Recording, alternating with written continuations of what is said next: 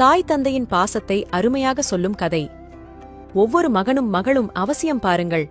ஒரு சிறுவன் தினமும் வந்து ஒரு மரத்தில் ஏறி உட்கார்ந்து கொண்டு ஆடிப்பாடி விளையாடிவிட்டு போவான். அவனை பார்த்தாலே அந்த மரத்துக்கு ஆனந்தம் பொங்கும்.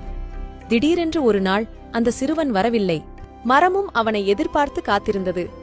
சில நாள் கழித்து அந்த சிறுவன் வந்தான். அந்த மரம் சந்தோஷத்துடன் அவனை பார்த்து, "ஏன் இவ்வளவு நாள் வரவில்லை? உனக்கு என்ன பிரச்சனை?" என்று கேட்டது. "என் நண்பர்கள் எல்லோரும் அழகழகாய் பொம்மைகள் வைத்திருக்கிறார்கள்.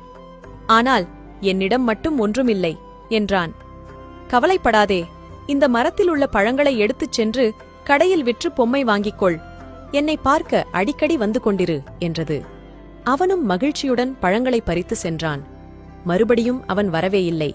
மரம் அவனுக்காக ஏங்கியது. பல வருடம் கழித்து ஒரு நாள் வந்தான். அவன் முகத்தில் கவலை தெரிந்தது. இப்போது அவன் வளர்ந்திருந்தான்.